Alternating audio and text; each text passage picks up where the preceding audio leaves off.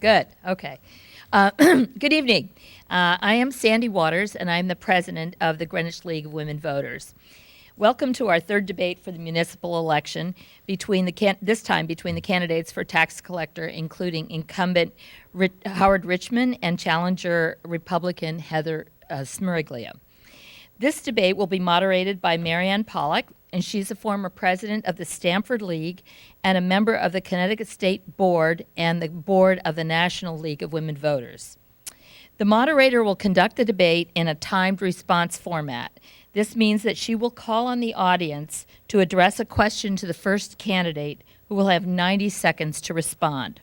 The same question will be addressed to the second candidate, who will also have 90 seconds to answer. And if desired, each candidate may take an additional 30 seconds to rebut the previous response. Following the responses, the moderator will move to another audience member for question number 2, addressed to the second candidate first, and so on. There will be no opening statements, but each candidate will have the opportunity to give a 2-minute closing statement. Volunteer timers and backup timers will be monitoring the timing of responses. Candidates will be notified by a raised card when 30 seconds remain. A red stop card will be raised when the allotted time period has elapsed. Candidates then will have 10 seconds to conclude the statement. As this debate is part of the League's nonprofit tax-exempt educational mission, all attendees are asked to refrain from bringing campaign everybody got the message. That's great. No campaign banners, signs, literature, or handouts into the debate room. No buttons or stickers. No videotaping or photography except for authorized members of the invited media. And no cheering, booing, whistling, or in other ways supporting a candidate. A special thanks goes to League Board member Joanne Stavru, who organized all the League debates this year, as well as our voter registration campaign. And all of our volunteers tonight, who include timers Kath Bergweger and Naomi Myers, hostesses Carolyn Adkins and Ann Sampson, and membership chairman Rita Baker and Barbara O'Shea. In 2020, the League will celebrate its 100th anniversary, 100 years of providing nonpartisan educational information about the issues and candidates for public office. The Greenwich League has just published its Voter's Guide, which many of you are probably familiar with. This is red-hot copy, which is a complete summary of the candidates submitted and otherwise unedited information about those running for all Greenwich municipal offices, including candidates for the RTM by district. A hard copy of the municipal guide is available in some venues in town, including the library, and it will be printed and distributed through the Greenwich Time this week. The RTM guide is only available digitally. A digital version of both versions of the voter guide is available at the League's website, www.lwvg.org. Election Day is Tuesday, November 5th, from 6 a.m. to 8 p.m. As Thomas Jefferson once said, we do not have government by the majority, we have government by the majority who participate, and I know all of you will do that on Tuesday.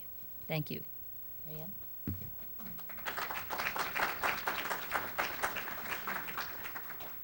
Thank you. Good evening, everyone. This is very exciting. This is a full house. Congratulations to all of you. Our candidates have had a coin toss, and the winner to speak first and to have a closing statement first is Mr. Richmond, to be followed by Ms. Miglio. So, a few comments, if I may. Please turn off your cell phones. I'll remind you of that again, but that's very important. And can you hear clearly? Thank you. And again, I'd like to repeat, as we have limited time and as a courtesy to the candidates and to the rest of the audience, please try to keep your questions to topics that both candidates can respond to.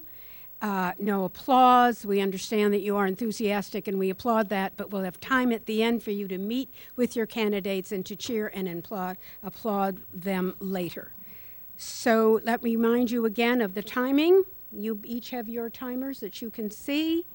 And again, your cell phones, please. And again, no recording devices and cameras unless certified. So to begin, the first question will go to Mr. Richmond, and I ask for a raised hand, and a league member will come to you with the mic.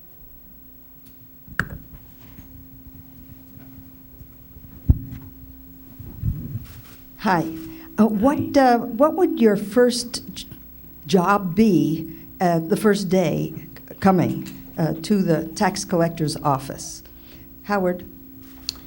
Well, first I want to thank the League of Women Voters for having us here and actually running a experimental format with questions from the floor, and thanks for everybody for coming out. What I would do is I would continue what I'm doing in the office right now, which we started 2 years ago when we looked at everything and all the issues and decided there are ways to streamline payment, to work more online payment, to have the bills go directly to New Britain to go into the lockbox, things like that. So I would just continue along doing what we did and what we've done and what's been successful in the office. Would you like to respond now, Ms. Murray? Sure. I've previously worked in the office for 4 years, so on my first day, I would introduce myself to whoever's in the office who I have not met yet, and I would get right to work, stepping into the position, finding out where we need to focus on, and also to try to streamline other items maybe that need to be looked at, and just get in there and get to work. Thank you. Second question to be directed to Ms. Mermiglio. Again, raise your hand and someone will come with a mic. I have heard, and I hesitate to put it this way, but I have been told that there has been criticism of the tax collector's efforts, which have resulted in, I think, collecting about $4.3 million in back taxes. And this has been criticized because it's collecting money from old people. And the implication being that that shouldn't be done. What is your position on that issue? Well, first of all, when you're doing a tax sale, what I would be looking at are the older delinquents from 12 to 15 years.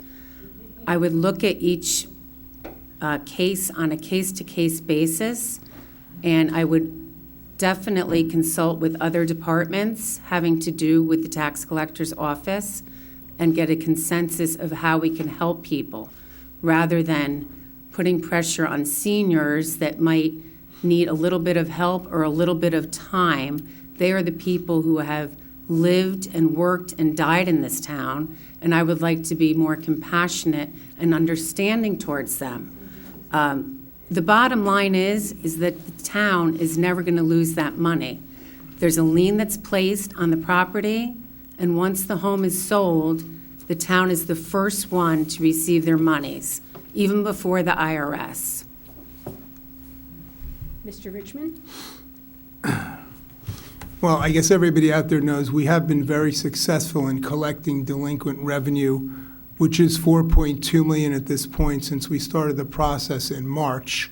And that allowed the BET to not raise the mill rate as high as they might have on May 20th when they set it, so it only went up 2.75 instead of 2.98%. So obviously the money coming in is good for this town. So having said that, we are being discretionary. We are doing what we can do to stretch this out. And I did a little calculation. The minimum time from the beginning of a delinquent or demand notice to the end, the minimum amount of time you can take to have a tax sale is 10 months. The maximum, or where we're at this point, is 19 months. So we started this in March. We're in October, which is 7 months in. If we do anything from a month from now, there's still 9 or 10 months for people to get their processes in order. So instead of doing it in 10 months and making it happen, it's going to be at least 19 from the time it started, which I think gives a lot of people an opportunity to plan for what's going on. Just to remind you that after each question, you have a 30-second rebuttal if you choose any rebuttal at this time. Yes, I would still be in favor of sticking to the later delinquents from 12 to 15 years.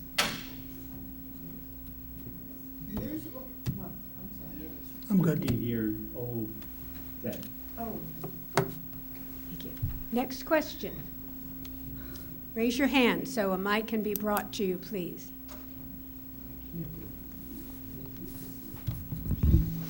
And this will be to Mr. Richmond to start. Okay, what in your educational, employment, and government background, and please be specific, would make you the better tax collector? Graduated from Syracuse University in 1975, so I've now aged myself. Spent 40 years in the magazine publishing ad sales business in both sales and management. Have a lot of life experience. And I think the real answer to that question is I've been in this office for 2 years and I have a proven track record and everybody knows what I've done to fix it, so I would just continue along that line. I was 30 years in the financial industry where I was in an administrative role as a branch manager and a vice president, so a strong financial background. I worked in the tax collector's office for 4 years. During that time, I went to school at the Connecticut Municipal Collectors Association, and I completed the 4 sections of the program, and I'm certified by the state of Connecticut as of November 2017. So that seems to be an issue that my opponents brought out about being certified. So just to set the record straight, it takes 3 years to become certified. Certification is done by the Connecticut Tax Collectors Association in conjunction with OPM, the State Office of Policy and Management. They set the rules. There are 4 courses. It takes 3 years to be certified. I have already taken 3 out of 4 courses, so I'm on the way. Basically, I'll finish, and if I'm reelected, I will be certified halfway into my second term. And I would note that the previous tax collector before me was not certified when he went into office, and he did the same thing. Rebut. I'm the only person that's running that's actually certified. Thank you. Do I? No? Sorry. Next question, please. Hand in the back. Thank you. I'm just wondering if you have an opinion as to whether the tax collector should be elected or appointed. Is this me? She starts. Yes, I do. No, I'm sorry. Excuse me. Mr. Rendell. You're second.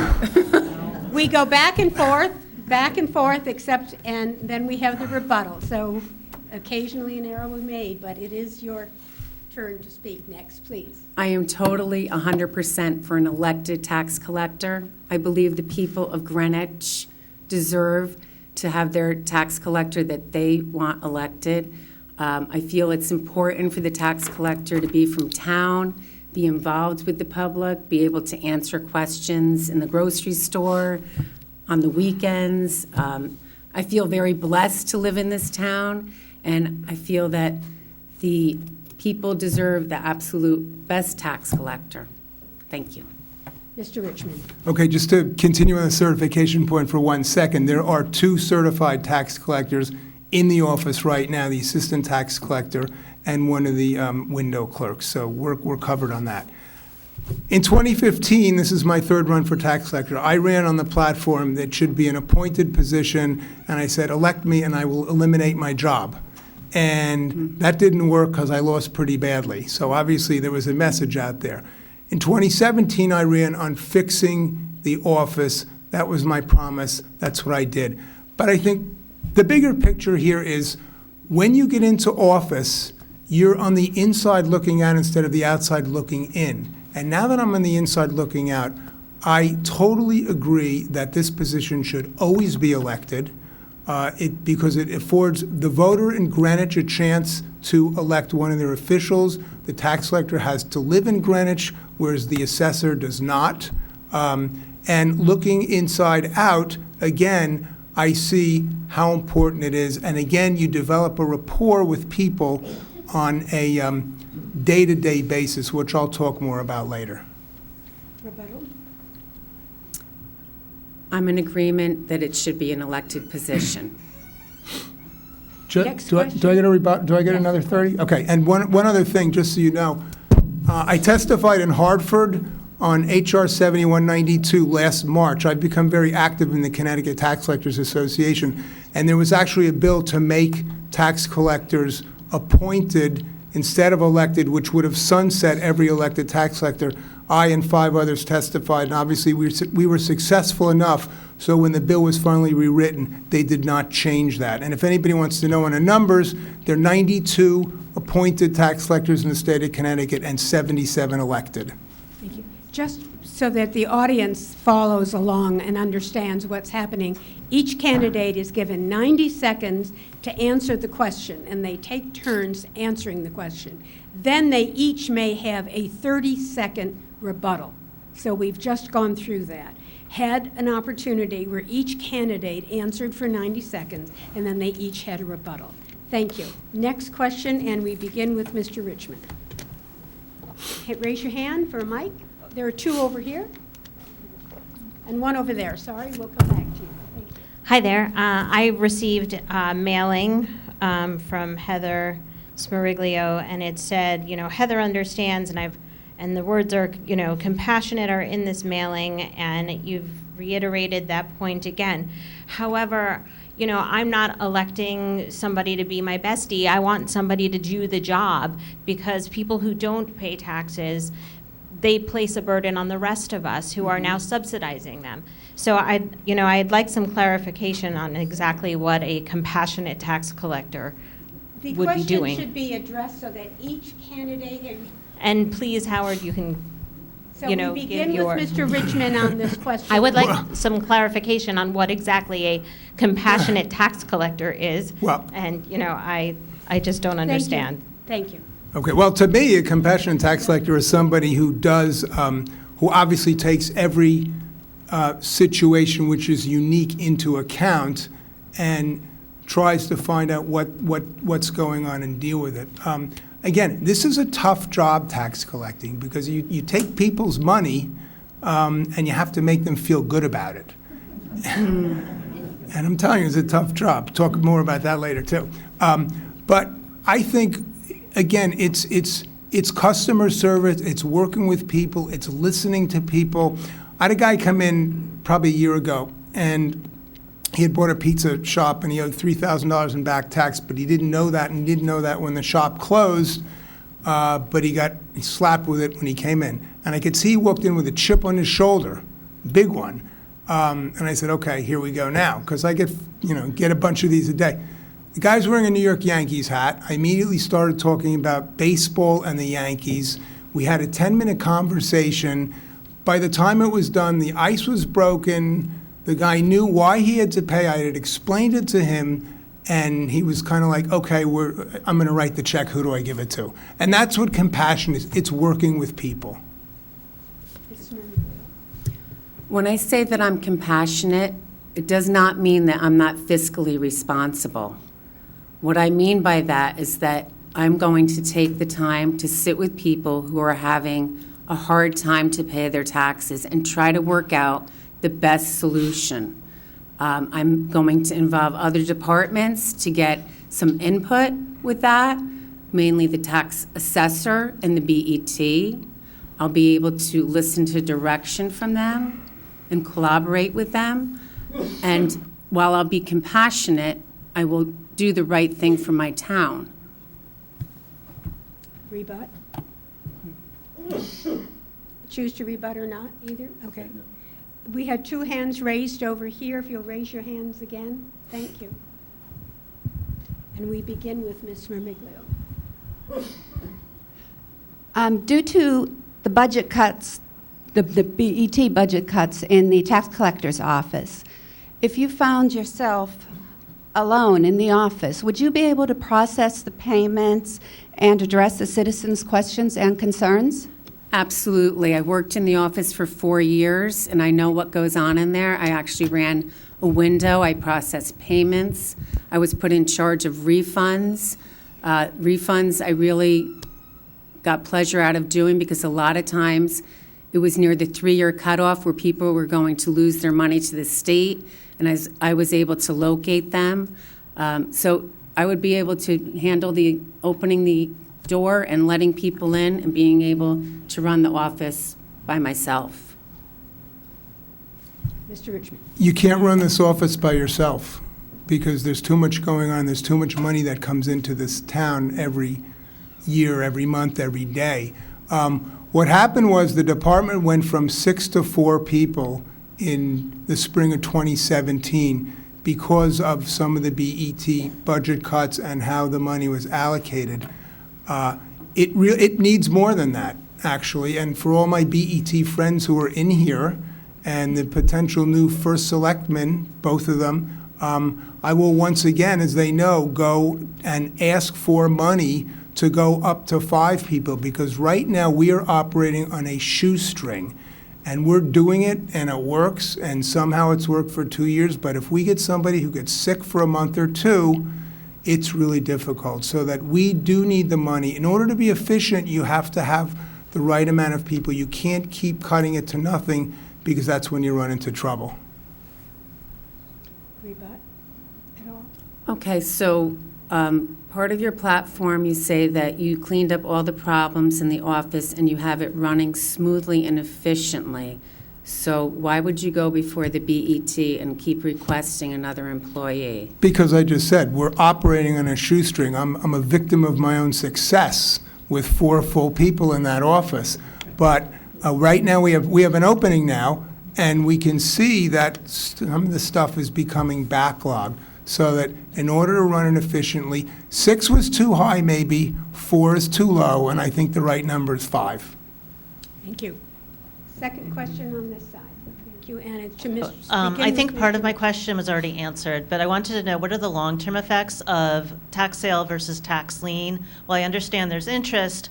I have elderly parents and elderly in-laws in town. They're not going to be here when you collect that interest, and I might not either. So will my taxes go up if we have too many liens versus a tax sale? And what are your thoughts on that? Mr. Richmond to start. Okay, a couple of things. First of all, excuse me, a tax lien sale is different from a tax sale. A tax lien sale is when the town of Greenwich goes to a third party and says, we've got $10 million on the books, you buy the liens, we get paid 60 or 70%, they do it, they chase, they have to do it. Doesn't work in this town. We don't need to do that. We don't need 60 to 70% where they do maybe in an upstate Connecticut town that never gets the money. We will get 100%, and that's why we looked at and we're in the process again of which I said is being totally stretched out so that we can work with elderly people and people who have issues for them to get their time to get the time together to do what they need to do. But that's what we're doing on the tax sale. So did I answer your question? Thank you. Okay. Ms. Murray. I still don't believe that the tax sales should be done with the elderly people. I think we should be looking more at the older tax sale items, 12 to 15 years. Any rebut? Yes. So I spoke with 2 attorneys today, the town attorney and the outside attorney who we have under contract who specializes in this, and we all agreed exceptions can be made, but if you do that, you open up the town to lawsuits coming from all over the place. So that is why we try not to do it. But yes, exceptions can be made, and that is something that would certainly be looked at in the ongoing process. Next question. Raise your hand. Mike will come. And Ms. Smirmiglio will answer this one. I'm hearing from Heather that you would focus on 12 to 15-year-old. It seems to me that if somebody doesn't pay their taxes for 1 year, you have a small problem. If you let it to get to 12 to 15 years with the increasing taxes and the interest and penalties that run on it, is you've created a huge problem, which the person living in the house and their heirs may never get out of. So I guess a comment from each of you, it doesn't 12 to 15 years create huge numbers in taxes? Well, it could, depending on the situation. At 15 years, it has to be removed from the tax rolls of the town. It's still collectible. As far as people being late 1, 2, 3 years, I would still reach out to those people. However, I wouldn't be having a tax sale with those people. Mr. Richmond. What happens when you let people go longer and longer and be delinquent is they accrue more and more interest at 18% a year. And when you look at that after 2 years, maybe it's manageable. When you look at it after 5, it gets higher. When you look at it after 10, it's really high. So in a way, this is a way to alert people to, you have a problem, you've got to get it together, or it will cost you a lot more in the long run. Rebut? At all? Question here in the front. To Mr. Richmond. What is the total amount of taxes collected annually in this town? What is the percentage? Did you hear the question? Because I'd like to know where the 4 million fits in that total puzzle. It's about $370 million. And we're talking $4.2 million of tax that would not have been collected otherwise. We're talking your tax bill is a little bit lower because in May, the BET did not raise the mill rate as much as they had to. And we're talking about bringing in money to the town that's owed. This is not the Bank of Greenwich. We're not out there to collect 18% a year and go out 10 or 15 or 20 years. We're here to run a municipality, and I think everybody knows out there how difficult money is and how things are being cut today and how hard the next budget's going to be for the BET to do. So bringing in extra money is what it's all about. This is the tax collector's job. The tax collector's job is to collect as much money for the town of Greenwich as possible. That doesn't mean don't be compassionate. That doesn't mean don't try to help people, but it means do your job and bring in as much money as you can for the town. I work for the town. I would also work for the town, but we've been known to have anywhere from 98.7 to a 99.5 collection rate. Some of these people on this tax sale are gravely ill, and one of them even has a terminal illness. I just don't think that that's right. I don't think that that's the type of people we want to be, and that's not the type of Greenwich we want to be. I'm not saying let everyone have a free ride. I'm saying to look at each situation and personally try to help people. That's my goal, to be fiscally responsible, make sure the office is run correctly, that the funds are brought in, but to have compassion for the people that need a little bit of understanding.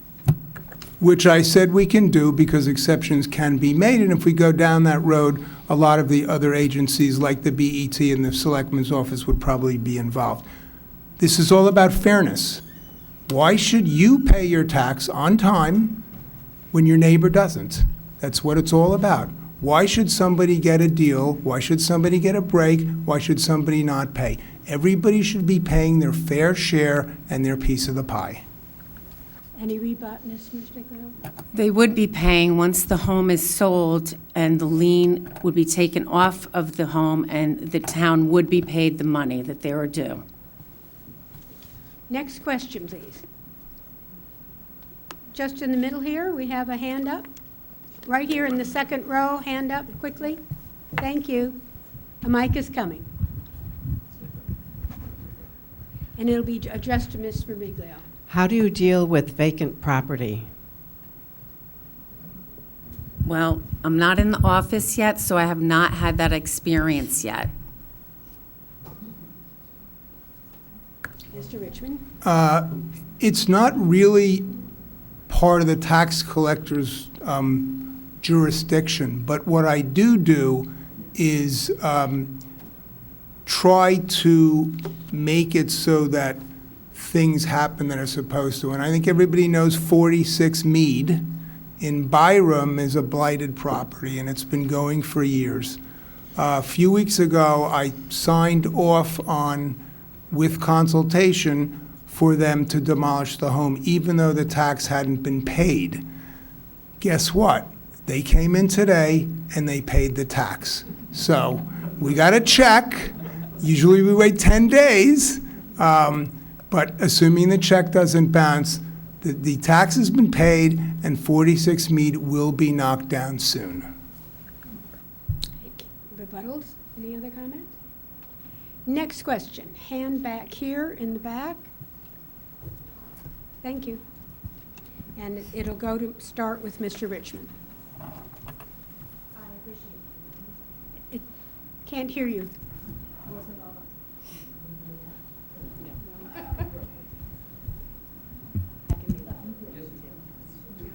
Sorry. Testing. I certainly heard the concern about the legality and how if we make amendments for one person, it might be unfair.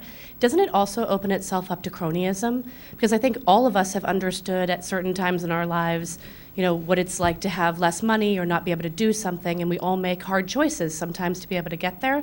But I guess my concern is that this is an elected position, and what if one party was to choose only their party to support in making it a lien on their house versus going to a tax collection? And how would you deal with that? I mean, I would personally worry about that. Maybe you wouldn't, but. We'll start with Mr. Richmond. So the question is cronyism, I guess, is the key word I heard. Again, we haven't been through this before. When the last tax sale was supposed to be held 10 years ago, everybody paid. And the idea of this tax sale now is to get everybody to pay before the end, and that's what we're hoping. So that's the first premise. It's a tough question to answer because we have not been down the road. And if we do go down the road, again, as I mentioned, you're going to have probably the selectmen involved, the town attorney involved, the BET involved, with the tax collector. And again, just to point out, the tax collector gets the final say because he or she is elected. But I would work with everybody on that situation. Again, it's uncharted territory, and hopefully we don't get there. Hopefully everybody will be able to pay. Again, I mentioned before, we're going to be out 19 months since we started this process. We could have done it fast in 10. I have intentionally been delaying it and stalling the title search because I know there are people out there with issues, and we want to string it out as far as we can. I just want to repeat again that I would look at each individual person, and the cronyism, I'm a very fair person. I don't play favorites. So I would look at each person, each individual situation, and move forward from there. Yeah, just on another tangent, but on cronyism, just another argument for why the tax collector should be elected and not appointed, so that they don't have to take direction from somebody who might create cronyism. Comment? Rebut? Next question. Hands up? Oh, yes, right here. Thank you. I'm a little confused and concerned. We're talking about uncollected taxes, some going back 15 years. I'd like to know, how did this happen, and what has been done over the last 10 years, 15 years to collect taxes? It seems like we're not getting our money's worth because nothing seems to be being done. Begin with you, Ms. Mirsky. The 15-year mark is where they're wiped off the town tax rolls, but they're still collectible. I'm not sure how many properties there are involved with that because I haven't been dealing with that. A lot of the collection of the taxes that Mr. Richmond brought in, I believe, is from the 2017 to 2018 year. Did you want to clarify your question? My question is, how did we get to 15 years? You were there for 4 years. What happened while you were there for 4 years to collect the taxes that are outstanding? All right, fine, we have it, thank you. Okay, I wasn't the tax collector at that time. I was an account clerk, so I handled payments and I handled refunds. Thank you. Mr. Richmond?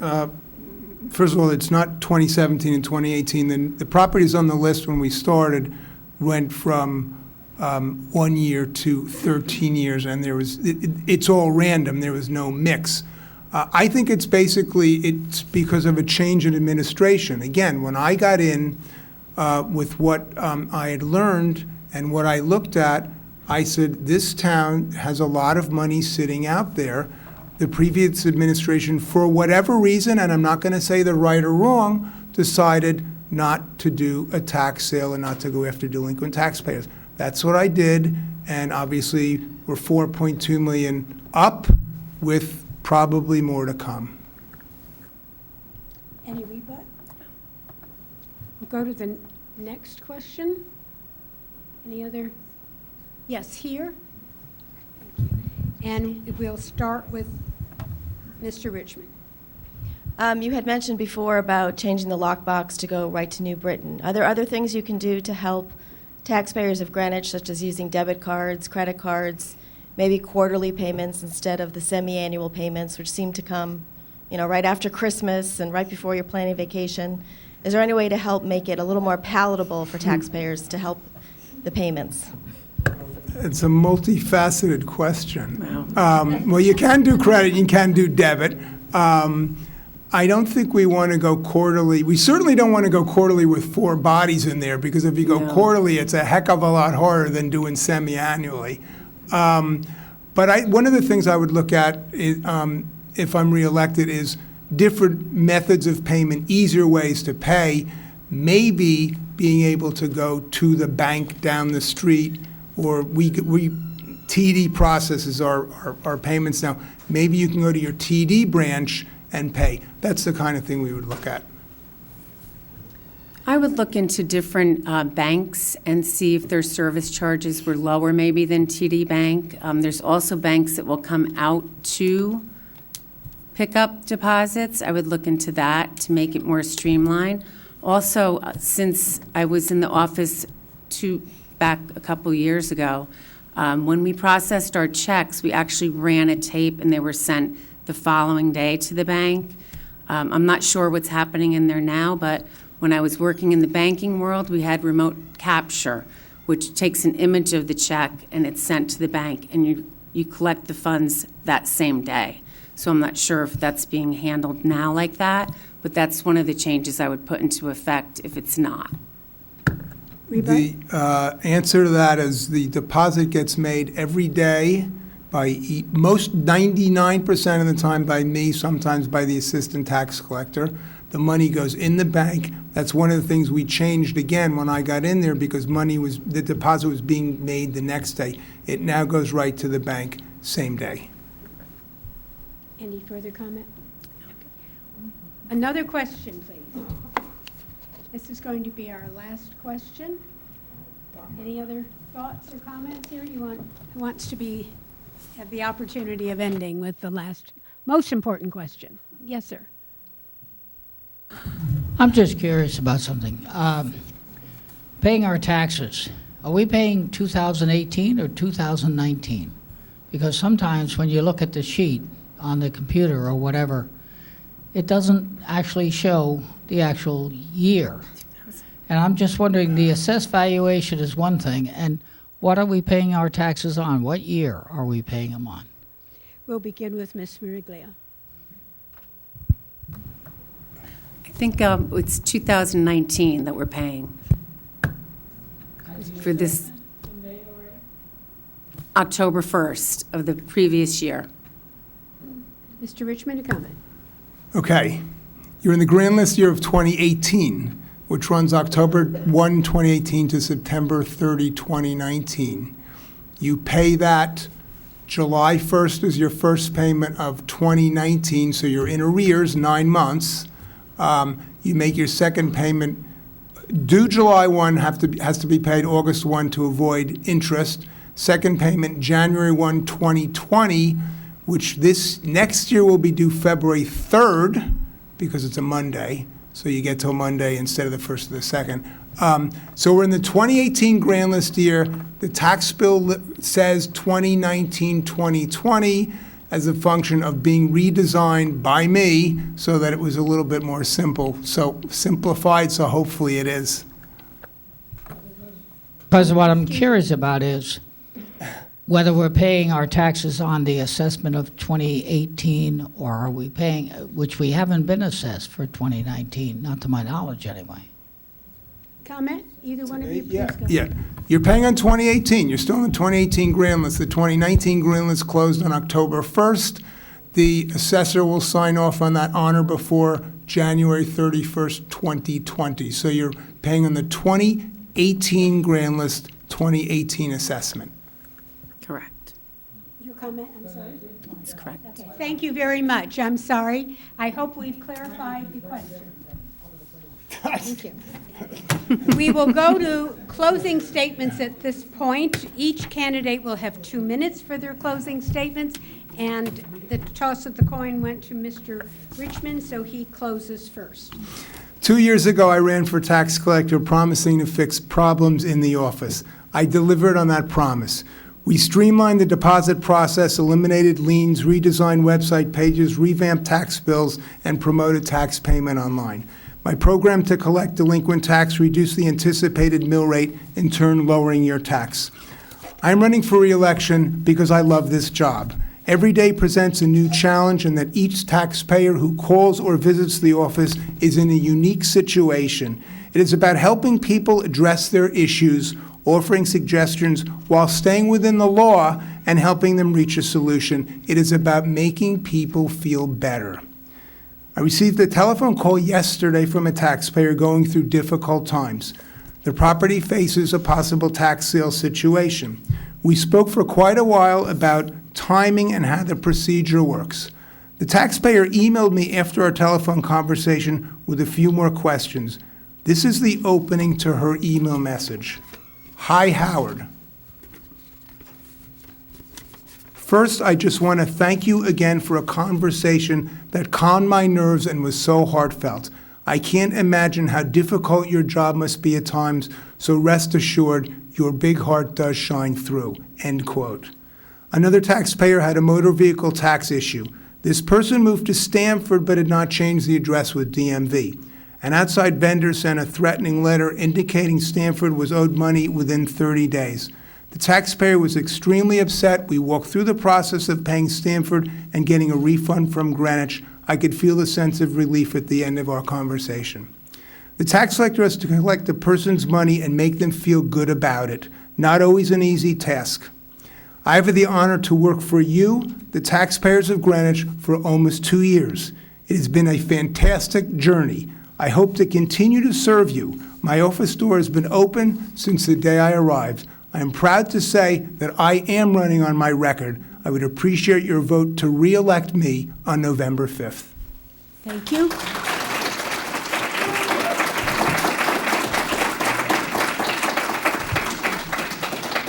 Thank you. Ms. Smiglia.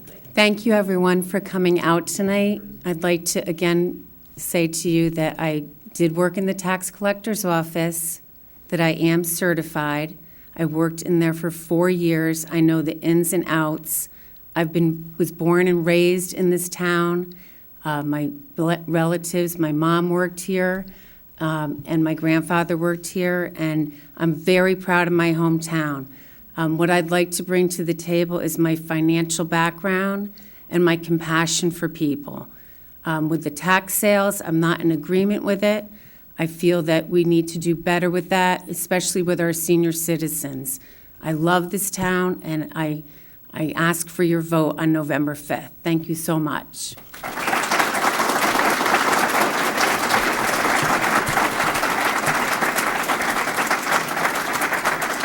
On behalf of the League of Women Voters of Greenwich, I'd like to applaud and wish good luck to both of our candidates. I'd like to applaud the audience. You've been exemplary. Thank you very much. Excellent questions.